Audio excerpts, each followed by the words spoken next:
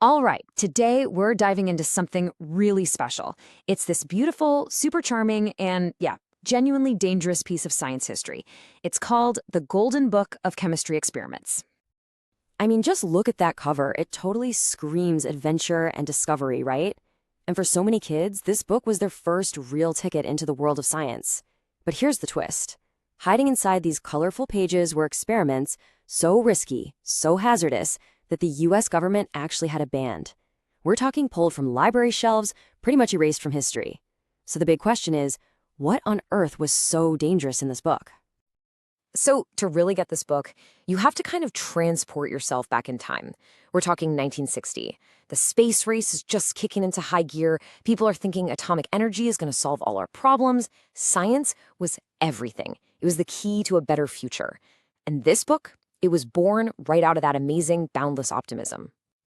And listen to this. The intro does not mess around. The ambition here is just wow. It's basically telling kids, you are going to live in a world where chemistry is more important than ever. This wasn't just about making cool, fizzy potions. It was about giving kids the power to literally build a better world. I mean, that's a seriously powerful message, right? Okay, so first, let's talk about the book's big promise, the promise of discovery. The whole core message was super simple. You don't need some fancy, professional lab to figure out the secrets of science. It told kids that chemistry wasn't this thing locked away in a university somewhere. Nope, it was right there, in your kitchen, in your garage, just waiting for you to find it. And this is so cool. The book didn't just give you recipes, it showed you how to build your own lab from scratch. This was a guide for the real do-it-yourself scientist. Just look at this comparison here. On one side, you've got all the expensive pro-level lab gear. And on the other side, stuff you could find lying around your house. Seriously, mayonnaise jars, old cups, olive oil bottles. It's pretty brilliant, actually. The message was loud and clear. Your imagination is way more important than how much money you have. And it gets super specific. Like, here are step-by-step instructions on how to make a lab stand out of a plain old wire clothes hanger. I love this. It's so scrappy, so hands-on.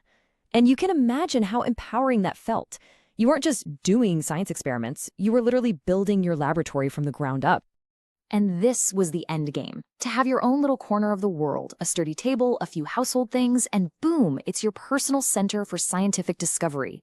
What a fantastic vision of just letting a kid's curiosity run wild. All right, let's get to the experiments. The book was all about showing you the magic of chemistry hiding in plain sight in the everyday world. So it starts you off with the basics, breaking down the lingo. It takes a big word like compound and just makes it totally simple and easy to get. This way, kids had a real foundation before they even thought about lighting up an alcohol burner. And here's that idea in action. It's a classic, super simple experiment. You just mix two things, iron and sulfur, add a little heat, and poof, you've made something brand new. It's the perfect way to show what a chemical reaction is. And look at it. It looks clean, it looks simple, and honestly, it looks totally safe. Okay, so far so good, right? Everything seems pretty wonderful and inspirational. Which brings us to the million-dollar question. What was hiding in this book that got it banned? What turned this golden book into forbidden knowledge? And that brings us to the forbidden experiments and a whole different idea of safety that is, frankly, kind of hard to believe today. Okay, buckle up. Right away, we find this. An experiment for making chlorine gas. Yes, the same gas used as a chemical weapon in World War I. And the ingredients? Just regular household Clorox and Saniflush. The book even calls it a poison gas and then just calmly tells you to be careful not to breathe the fumes. It's just unbelievable. Then you get to the chapter on hydrogen. Get this. There's a little box titled Playing Safe with Hydrogen. And the very first sentence is a warning that hydrogen is highly explosive when mixed with air. So let's be super clear here. The author knew this stuff was dangerous. It's right there in black and white. So what does the book tell you to do with this highly explosive gas? It tells you to test how pure it is by lighting a match and holding it right up to the mouth of the test tube. If it's pure, you get a nice little pop. If it's not pure, well, that's a whole other story. And the illustration for this is so calm and clean, it's just wild when you think about what it's actually showing you how to do.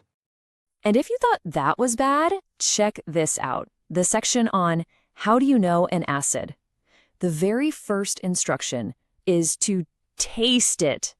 I am not kidding. It literally says to put a drop of diluted acid on your finger and taste it.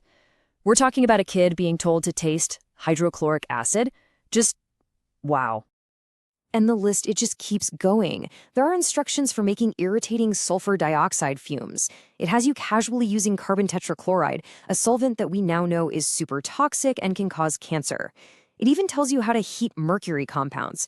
I mean, by today's standards, this book is basically a how-to guide for creating household hazards. So it's really no surprise that by the late 60s, people started getting a lot more aware of safety and environmental dangers. And this book, it suddenly became a huge liability. But there wasn't some big public announcement or recall. It just vanished. It was quietly taken off library and store shelves, and it basically became the stuff of legend. So, how should we think about this book today? Is it just a crazy relic from a more reckless time? Or is there something more to its legacy that we should talk about? And this is really the heart of the issue, right? The whole idea behind the book was that to have real, hands-on discovery, you have to accept a little bit of risk. But today's approach, and for a lot of good reasons, obviously, is all about safety first. And that usually means that any real exploration has to happen in a very structured, very supervised setting. When you get right down to it, the Golden Book of Chemistry Experiments is like a time capsule. It captures this one specific moment in history when people were so excited to inspire new scientists that they were willing to hand kids the keys to a kingdom that was, pretty dangerous.